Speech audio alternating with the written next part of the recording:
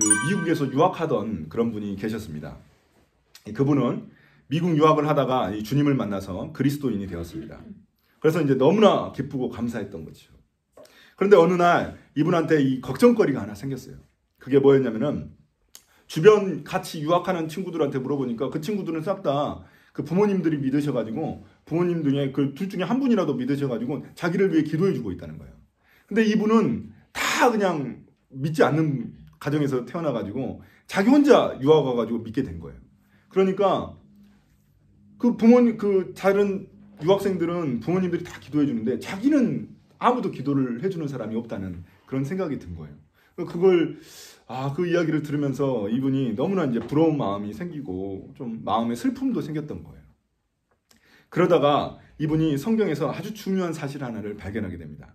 그게 뭐였냐면은 나의 부모님은 나를 위해서 기도해 주지 않으시지만 물론 이제 기도는 해주시겠지만 하나님께 하는 기도는 아니었겠죠. 그렇죠. 아무튼 하나님께 기도를 해주지 않으시지만 예수님만은 나를 위해서 기도해 주신다라는 것을 깨닫게 된 거예요. 그걸 알고 나서 이분이 너무 기쁘고 너무 감사했던 거예요. 자, 히브리서 7장 25절에 보면 그런 말씀이 나옵니다. 따라서 그는 자기를 통하여 하나님께 나아오는 사람들을 완전하게 구원하실 수 있습니다. 그는 늘 살아계셔서 그들을 위하여 중재의 간구를 하십니다. 예수님이 항상 기도를 하고 계시다는 거예요. 그러니까 이분이 우리 부모님은 나를 위해서 기도하지 않으실지 모르지만 예수님은 나를 위해서 기도하는구나. 이걸 깨닫고 너무나 감사했다고 봅니다. 그 자체만으로도 그분에게 너무나 큰 위로와 격려가 되었다고 합니다. 맞습니다. 예수님은 우리를 위해서 매일마다 기도해 주시는 분이십니다. 믿는 부모님들도 자식들을 위해서 매일마다 기도합니다.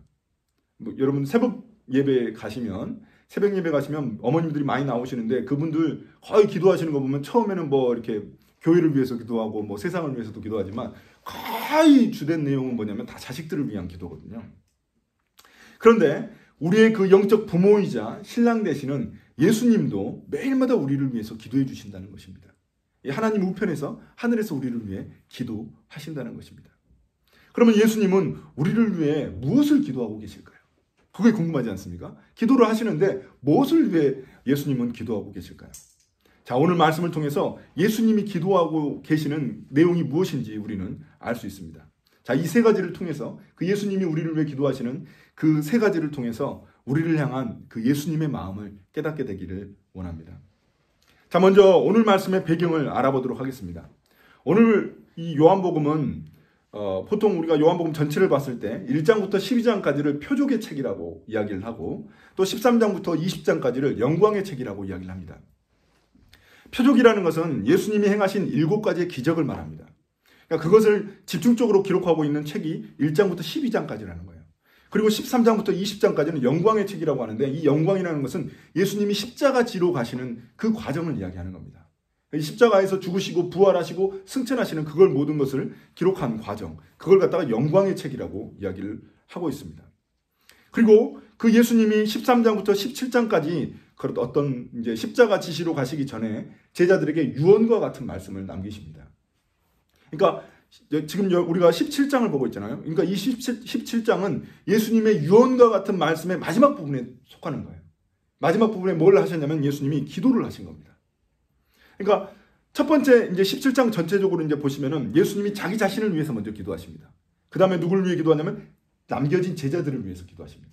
그 다음에 누구를 위해 기도하자면 미래에 믿을 사람들, 우리 같은 사람들을 위해서 또 기도하십니다. 이렇게 세 부분으로 나눠서 기도를 하시는데, 자, 그런데 예수님이 제자들을 위해서 기도하신 것이나 이 마지막에 이제 미래에 믿음을 가진 사람들을 위해 기도하신 것, 이 모든 것은 다 우리를 위한 기도랑 동일합니다. 어차피 제자들도 제자들이 이제 전도해갖고 믿는 사람들도 마찬가지로 결국에는 우리들을 이야기하는 거거든요. 자, 그런데 먼저 우리가 살펴봐야 될 것은 예수님이 제자들에게 남긴 마지막 가르침이 결국에는 기도였다는 사실입니다. 이게 참 의미심장합니다. 제자들을 위해서 예수님이 해주실 수 있는 최고의 선물이 무엇이었을까요? 그게 바로 기도였던 것입니다. 예수님이 제자들을 위해 마지막엔 기도하셨던 것이죠. 자, 그리스도인들에게 기도만큼 좋은 선물이 여러분 있을까요? 그렇잖아요. 뭐 성경책을 선물해 줄 수도 있고 뭐 좋은 책을 선물해 줄 수도 있지만 기도만큼 좋은 선물이 있을까요? 저는 너무 그게 가장 귀한 선물이라고 생각합니다. 나는 너를 위해 매일마다 기도하고 있어. 이 말씀 것처럼 얼마나 그 귀한 말씀이 어디 있습니까? 나는 너를 위해서 매일마다 기도하고 있어. 이 얼마나 든든한 말씀입니까? 우리가 하나님의 뜻대로 하는 기도는 결코 땅에 떨어지지 않기 때문입니다. 그래서 기도가 귀한 것입니다. 여러분들은 누구를 위해서 매일마다 기도하고 계십니까? 그리고 무엇을 기도하십니까? 자, 그럼 이제 예수님이 무슨 기도를 하셨는지, 우리를 위해 무슨 기도를 하고 계시는지를 한번 보도록 하겠습니다. 예수님의 첫 번째 기도 제목이 있습니다. 그 기도 제목은 뭐냐면 우리가 거룩해지게 해달라는 것입니다. 17절을 보시겠습니다. 17절 보시면 진리로 그들을 거룩하게 하여 주십시오. 아버지의 말씀은 진리입니다. 원래 제자들을 위한 기도가 앞에 또 한 가지 등장합니다. 이건 이제 두 번째 기도거든요. 첫 번째 기도는 뭐였냐면은 그 남겨지는 제자들이 세상의 악으로부터 그 남겨지는 제자들을 지켜달라는 것입니다. 그러니까 왜냐면 예수님이 떠나버리시잖아요. 그러니까 보호자가 떠난 거예요. 그러니까 제자들만 남겨지니까 그 제자들이 세상의 악으로부터 보호받게 해달라고 그렇게 기도하셨습니다. 예수님이 떠나시면 그 제자들을 지켜줄 사람이 없었기 때문입니다. 제자들 역시 세상의 미움을 받을 것이기 때문에 예수님은 먼저 제자들을 지켜달라고 하나님 아버지께 기도했던 겁니다. 자, 그 다음에 기도하신 게 뭐냐면 제자들이 거룩해지게 해달라고 기도하신 것입니다. 여러분, 거룩이란 무엇일까요? 기독교인에게 이 거룩이라는 건 너무나 중요한데 우리가 그 레위기를 그 전에 배웠습니다. 공부했는데 그래서 이제 거룩에 대해서 우리가 좀 더 잘 깨달을 수 있습니다. 이 거룩이라는 것은 뭐냐면 구별됨을 의미하는 겁니다. 구별됨. 거룩이라는 것은 내가 거룩하다 이렇게 말하고 이렇게 표현하는 것이 아니라 거룩이라는 것은 실제적으로 무엇인가로부터 구별되는 것을 의미하는 겁니다. 더러운 거, 악으로부터 구별되는 것을 의미하는 겁니다. 여러분, 레위기에서도 우리가 하나님의 것들은 모두 다 구별해서 드리는 것을 보았습니다. 흠없는 소나 양을 들여서 이렇게 하나님께 드리는 거, 이런 것들이 다 구별됨이죠. 지성소에 대제사장만 들어갈 수 있는 거, 이것도 구별됨입니다. 아무나 못 들어가죠. 대제사장만 들어갈 수 있는 거죠. 이게 구별됨이죠. 자, 그렇다면 제자들이 거룩하게 해달라는 그 예수님의 기도는 제자들이 세상으로부터 구별될 수 있도록 해달라는 거예요. 구별되게 해달라는 거예요.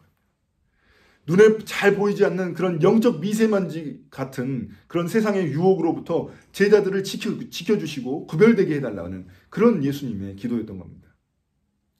자, 그럼 우리는 어떻게 거룩하게 될 수 있을까요? 자, 17절에 보면은 우리는 진리로 거룩하게 된다고 말씀하십니다.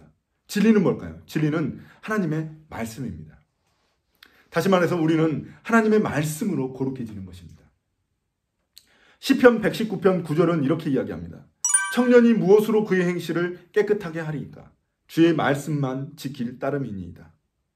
다시 말해서 우리가 세상을 분별해서 취할 것은 취하고 또 취하지 않아야 될 것은 취하지 않는 것, 이런 것의 기준이 되는 게 뭐냐면 바로 말씀이라는 겁니다. 하나님의 말씀이라는 것입니다.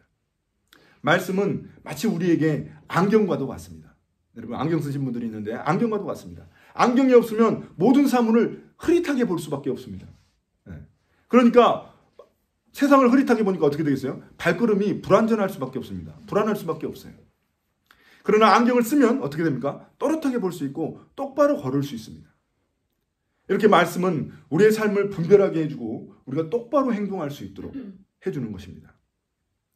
자, 우리 교회에서 그래서 큐티를 강조하는 이유도 바로 이 점 때문입니다.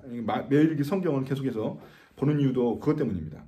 세상의 악과 또 거짓 신들로부터 매일마다 거짓 신들은 우리의 마음을 매일마다 정복하기 위해서 폭격하거든요. 계속해서 그 폭격을 합니다. 코로나로 집에만 있더라도 인터넷을 통해서 세상은 벌써 우리 마음 속에 들어와 있거든요. 그 세상은 우리의 욕망을 부추기고 세상의 잘못된 가치관과 우리가 은밀히 타협할 수 있도록 우리를 꼬드깁니다. 이런 영적인 전투에서 우리의 마음을 지키려면 무기가 필요한데 그 무기가 바로 말씀이라는 것입니다. 자, 그런데 19절에 보면 예수님이 자신을 거룩하게 하셔서 제자들을 진리로 거룩하게 하신다고 말씀하십니다. 그러니까 순서로 따지자면은 예수님이 먼저 거룩하게 되시고 그 다음에 제자들도 말씀으로 거룩하게 해주신다는 것입니다. 무슨 의미일까요? 어떻게 예수님은 스스로 거룩하게 되실 수 있으실까요?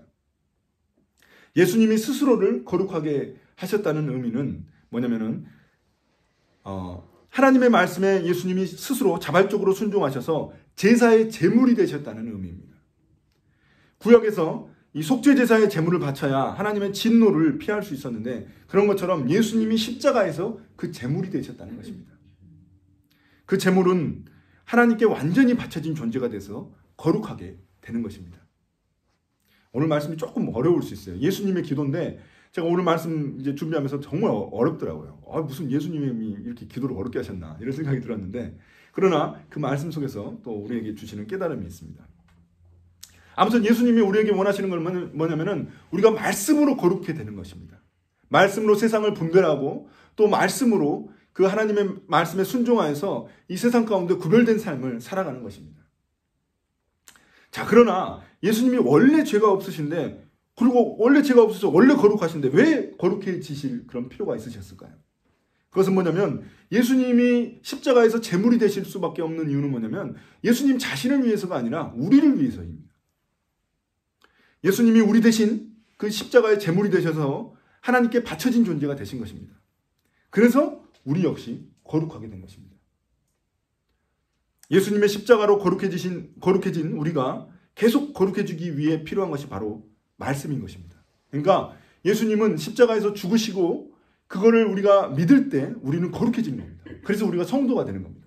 왜냐하면 예수님이 우리의 모든 죄를 대신 지시고 어린 양으로 죽으셨기 때문에 그런 거거든요. 그러니까 그 대신 우리는 거룩해지는 겁니다. 그래서 우리를 성도라고 부르는 건데 성도, 거룩한 무리라고 부르는 건데 이 성도가 계속해서 거룩해지기 위해서 거룩을 유지하기 위해서 필요한 것이 바로 말씀이라는 것입니다. 우리는 말씀에 순종함으로 거룩을 유지할 수 있습니다.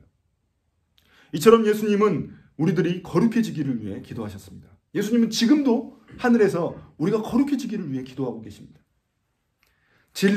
근데 진리로 거룩해지는 것에서 그치면 안 됩니다. 왜냐하면 진리는 배타성을 가지고 있기 때문에 진리만 추구하다 보면은 우리가 교만해질 수 있습니다. 세상 사람들은 그런 그리스도인들의 모습을 뭐라고 보냐면은 이 독단적이라고 봅니다. 그래서 우리에게 두 번째 요소가 필요한 겁니다.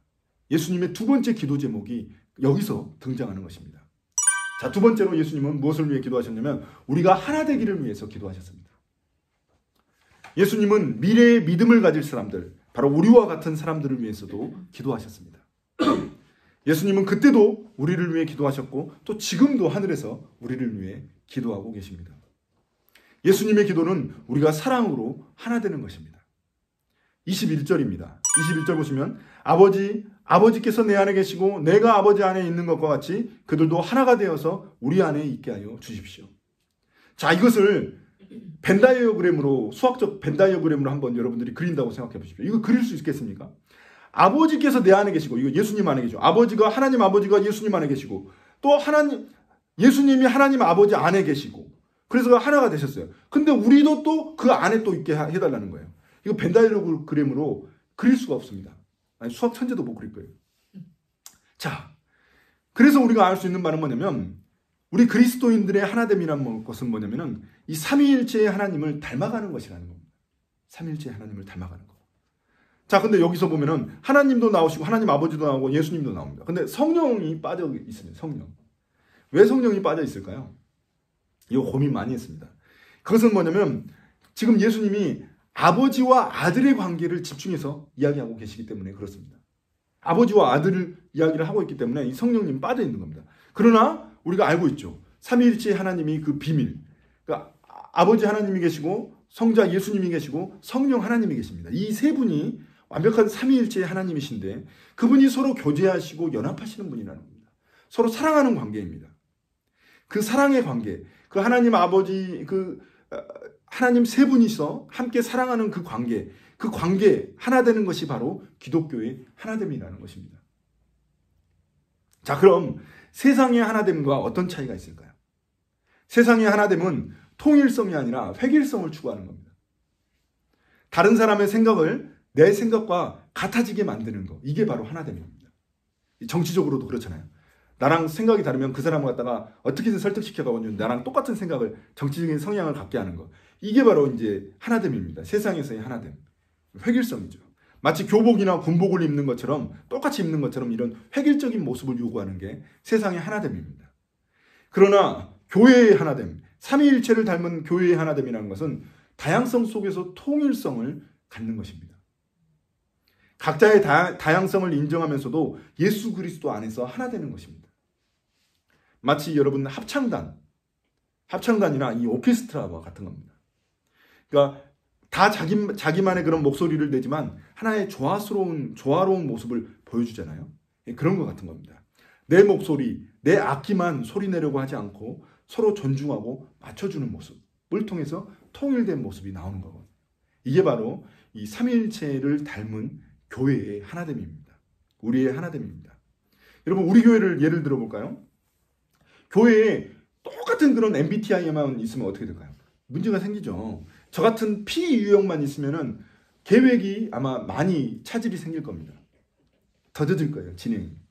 그런데 왜냐하면 저는 이제 아이디어 같은 게 생기면은 맨날 이제 새로운 아이디어를 추가하거든요. 그러니까 일이 잘 진행되기가 어려워요.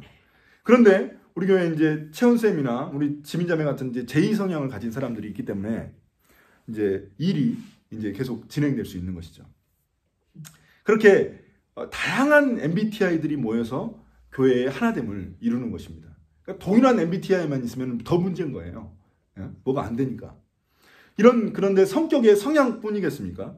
교회는 나이, 성별, 지위고하를 막론하고 하나됨을 이루는 그런 곳입니다. 제가 영국에 있을 때 하우스 그룹이라는 그런 모임이 있었는데 거기에 보면은 정말 다양한 사람들이 모였습니다. 직업상으로 저 같은 신학생도 있었고 고위직 공무원도 있었어요. 그리고 자동차 수리공도 있었습니다. 국적상으로는 제가 한국인이었고 또 불가리아 사람도 있었고 영국 사람도 있었고 독일 사람도 있었어요. 또 나이로도 너무나 다양한 사람들이 있었습니다.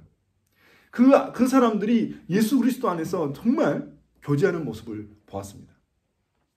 그게 바로 교회의 하나됨이죠. 물론 세상에도 사랑의 관계로 하나됨을 이루는 것들이 있습니다. 여러분 그 조폭들 보세요. 조폭들도 자기들끼리 서로 사랑합니다. 좋아합니다. 가족 같은 그런 관계입니다. 그러나 교회는 진리의 말씀 안에서 사랑을 이루는 곳입니다. 이게 차별성이죠. 진리가 없이 사랑만 있는 공동체는 어떻게 되나요? 그 공동체는 점점점 어리석어집니다. 진리가 없기 때문에. 또 진리는 있지만 사랑이 없는 공동체는 어떻게 되나요? 점점 교만해집니다. 내가 진리를 가지고 있어. 그러니까 교만해지죠. 막 사람들에게 폭력을 가할 수 있는 거죠. 그러므로 교회는 진리 위에서 사랑으로 하나 된 그런 공동체여야만 합니다. 그러나 교회 역시 부족한 모습들이 많이 있습니다. 저는 그중 하나가 교회가 동성애자들을 대하는 태도라고 생각합니다. 그리스도인들이 진리만 앞세우고 사랑이 없다 보니까 동성애자들이 가까이 오지는 못하는 겁니다. 반면 또 다른 무리들은 어떻게 하나요? 진리는 무시하고 사랑만 강조합니다. 그렇다 보니까 우리가 받아들이기 힘들죠. 그냥 받아들이라고 하면 어떻게 받아들이겠어요? 저는 이렇게 말은 쉽게 하죠. 그렇지만 이런 균형, 진리와 사랑의 균형을 잡는다는 게 정말 어렵습니다. 그래서 정말 많은 고민이 필요합니다. 저는 교회가 이런 고민을 하면서 동성애자들을 또 진리와 사랑으로 대할 수 있으면 참 좋겠습니다. 자, 그럼 이렇게 하나됨을 통해 주님이 원하시는 바는 무엇일까요? 자, 21절 후반절입니다. 그래서 아버지께서 나를 보내셨다는 것을 세상이 믿게 하여 주십시오. 우리가 교회의 하나됨을 이루는 것은 우리만 좋자고 하는 것이 아닙니다. 우리 하나되니까 너무 좋다. 거기서 끝나는 게 아니에요. 우리의 교회의 하나됨의 목적지는 세상이 되어야만 합니다. 진리와 사랑으로 하나 되는 모습을 보면서 세상 사람들이 예수님을 알고 예수님을 믿게 하여야 하는 것입니다. 세상에서는 볼 수 없는 하나된 교회 공동체의 모습을 보며 사랑하는 그들의 모습을 보면서 세상 사람들이 하나님의 사랑이 무엇인지를 깨닫게 되는 것입니다. 여러분, 그런데 현실은 어떻습니까? 한국 교회 중에 얼마나 싸우는 교회들이 많이 있는지 아십니까? 저도 좀 꽤 많이 알고 있습니다. 큰 교회에도 얼마나 많이 싸우는지 모릅니다. 교회가 크든 작든 간에 겉은 멀쩡해 보이는데 속에서는 얼마나 분쟁과 다툼이 많은지 모릅니다. 제가 해외에 있었을 때에도 한인교회 엄청 작거든요. 그렇게 크지도 않은데 얼마나 자주 갈라지고 싸우고 그냥 큰 교회도 아닌데 막 2개, 3개로 쪼개지고 이런 모습을 얼마나 많이 봤는지 모릅니다. 그런 모습을 보이면 어떻게 됩니까? 세상 사람들이 교회에 대해서 어떻게 생각하겠습니까? 그냥 안 좋은 모습을 보이는 것이죠. 자, 지금까지 우리는 예수님의 기도를 통해 예수님은 우리들이 진리와 사랑으로 하나 되기를 바라신다는 것을 알게 되었습니다. 그러나 이 진리와 사랑으로 하나됨의 궁극적인 목적은 무엇이냐면 하나님의 영광을 보는 것입니다. 그래서 예수님의 마지막 기도 제목이 등장합니다. 자, 마지막으로 예수님은 우리가 예수님의 영광을 보게 해달라고 기도하셨습니다. 자, 24절입니다. 아버지께서 내게 주신 사람들도 내가 있는 곳에 나와 함께 있게 하여 주시고 창세전부터 아버지께서 나를 사랑하셔서 내게 주신 내 영광을 그들도 보게 하여 주시기를 빕니다. 여기서 창세전부터 하나님이 예수님께 주신 영광이란 무엇을 의미할까요? 자, 26절입니다. 26절 보시면 그것은 아버지께서 나를 사랑하신 그 사랑이 그들 안에 있게 하고 나도 그들 안에 있게 하려는 것입니다. 그 영광이란 아들 예수님을 향한 하나님 아버지의 사랑입니다. 어떤 사랑일까요? 영원한 사랑이고 무조건적인 사랑이고 무한한 사랑입니다. 예수님 자신이 태초부터 하나님 아버지께 받았던 그 사랑을 우리들도 받게 해달라고 기도하시는 것입니다. 제가 성경 공부 시간에 사람이 진짜 행복해지기 위해 필요한 두 가지 조건이 뭐라고 말했는지 여러분 기억하십니까? 첫 번째가 무조건적인 사랑입니다. 그리고 두 번째가 삶의 의미입니다. 예수님은 여기서 무조건적인 사랑을 말씀하고 계시는 겁니다. 그럼 하나님이 우리에게 무조건적인 사랑을 베푸신다는 것을 우리는 어떻게 확인할 수 있을까요? 내 기도에 무조건적으로 응답해 주시는 것으로 우리가 나는 무조건적인 사랑을 받고 있구나 이렇게 여러분 생각하십니까? 그렇게 생각할 수 있을까요? 여러분 부모가 자식이 요구하는 거 다 들어준다. 뭐든지 다 들어준다. 이걸 갖다가 우리가 그냥 여기서 말하는 예수님이 말씀하시는 무조건적인 사랑이라고 말할 수 있을까요? 아니죠. 그건 맹목적인 사랑이죠. 하나님은 우리에게 이런 맹목적인 사랑을 베푸시는 분이 아닙니다. 알라딘의 그 요술램프처럼 뭐든지 다 들어주시는 그런 맹목적인 사랑을 베푸시는 분이 아니라는 겁니다. 하나님은 우리를 있는 그대로 인정해 주시고 받아주시는 분이십니다. 그게 바로 하나님의 그 무조건적인 사랑이라는 겁니다.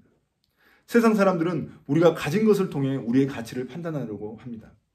그러다 보니까 우리 자신 역시 내 가치를 다른 사람과의 비교를 통해서 판단받으려고 합니다. 내가 돈이 없고 좋은 대학, 좋은 직장 없으면 쪼그라진 깡통처럼 그렇게 막 느끼게 된다는 겁니다. 그러나 하나님은 우리를 있는 그대로 인정해 주시고 받아주십니다.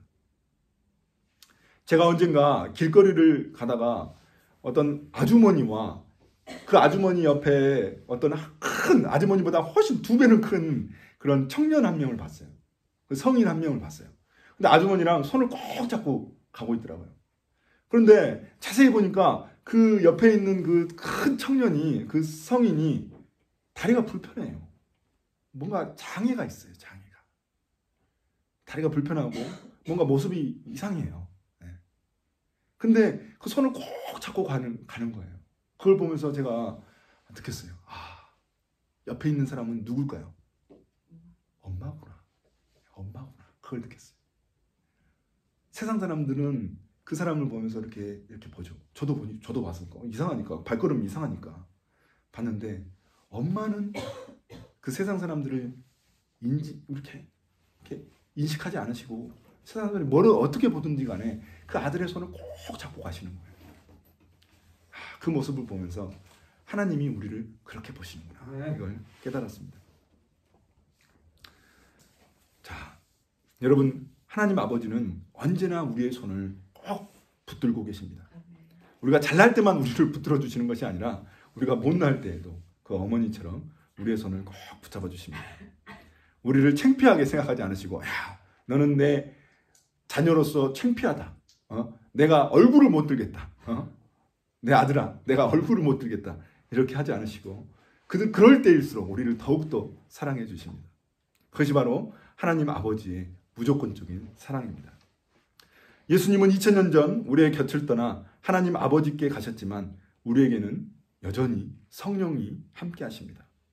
성령은 진리의 영으로 하나님 말씀 속에 배어든 그 하나님의 사랑을 우리에게 깨닫게 해주십니다. 성령은 그 하나님의 사랑이 계속해서 우리 안에 머물 수 있도록 해주시는 분이십니다.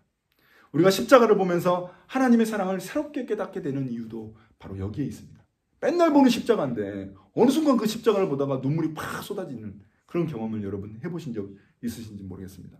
저는 그런 경험이 있거든요. 맨날 보는 십자가인데 그 십자가를 보면서 하나님의 사랑과 예수님의 그 사랑이 깨닫게 되었거든요. 그걸 보면서 정말 나를 사랑하시는구나. 나를 있는 그대로 받아주시는구나. 그걸 깨달았습니다. 자신의 생명을 주시면서까지 나를 무조건적으로 사랑하시는 그 귀한 사랑이 이 세상에 어디 있겠습니까? 자, 오늘 말씀을 마무리하겠습니다. 2000년 전 십자가 지기 전에 우리를 위해 기도하셨던 그 예수님은 여전히 우리를 위해서 하늘에서 기도하고 계십니다. 우리를 위해 중보하고 계십니다. 날마다 자식을 위해 기도하는 어머니처럼 예수님은 우리를 위해 날마다 기도하고 계십니다. 예수님의 그 기도 제목은 우리가 말씀으로 거룩해지는 것이고 우리가 하나 되는 것이고 우리가 주님의 영광을 보는 것입니다. 우리의 이런 모습을 통해 세상은 예수님이 누구신지 또 하나님의 사랑이 무엇인지를 깨닫게 될 것입니다. 교회가 한 몸이라는 것을 우리는 어떻게 느낄 수 있을까요? 우리 교회가 한 몸이다. 이걸 어떻게 느낄 수 있을까요? 예전에 제 아내가 이제 알레르기를 크게 앓은 적이 있습니다. 아팠던 적이 있어요. 알레르기로 이제 두드러기 온몸에 난 적이 있었습니다. 그래서 막 응급실에 실려가고 그런 적이 있었었는데 저는 그때 부부가 한 몸이라는 것을 깨달을 수 있었습니다. 부부가 한 몸이라고 이야기하잖아요. 한 몸이 한 몸이구나 그걸 깨달았어요. 왜냐하면 아내가 그렇게 힘들어하니까 저도 힘들더라고요. 아프더라고요. 그렇구나. 한 몸이구나. 이걸 깨달았습니다. 그 전에는 이제 조금 아플 때는 못 깨달았어요. 조금 아프면 그냥 나랑 별 상관없는 일이죠. 알았는데 많이 아프니까 이제 그때 깨닫게 되더라고요. 자, 교회도 마찬가지입니다. 우리가 한 몸이라는 것은 교회 지체가 아플 때 같이 아파하는 것이고 또 기쁠 때 같이 기뻐하는 것. 이게 바로 한 몸인 교회라는 것의 의미입니다. 세상에서는 어떻습니까? 누군가 잘 되면은 아이고 배 아파하죠. 누군가 슬퍼하면 꽃이다 이렇게 생각하죠. 근데 교회는 그게 아니라는 거예요. 교회는 슬퍼할 때 같이 슬퍼하고 기뻐할 때 같이 기뻐하는 것입니다. 그것을 보며 세상은 하나님의 사랑이 그 교회 안에 있다는 것을 깨닫게 되는 것입니다. 여러분, 다음 주는 예수님의 고난주간입니다. 고난주간 동안에 여러분은 무엇을 하실 것입니까? 어떤 교회는 금식하기도 하고 또 어떤 교회는 통독하기도 하고 어떤 교회는 하루 종일 기도하기도 하고 막 그렇습니다. 여러분, 우리는 무엇을 해야 될까요? 우리 교회는 뭘 할까요? 자, 우리 교회는 기도하면 좋겠습니다. 날마다 줌으로 잠깐씩이라도 15분이라도 20분이라도 함께 모여서 짧게 사람들을 위해서 기도하면 좋겠습니다. 우리가 그렇게 기도하다가 부활절날 기쁨으로 그 부활절, 예수님의 부활을 맞이하면 정말 좋겠습니다. 그런 기쁨으로 부활절을 맞이하는 그런 우리 다카포 식구들이 다 되시기를 예수님의 이름으로 축복합니다.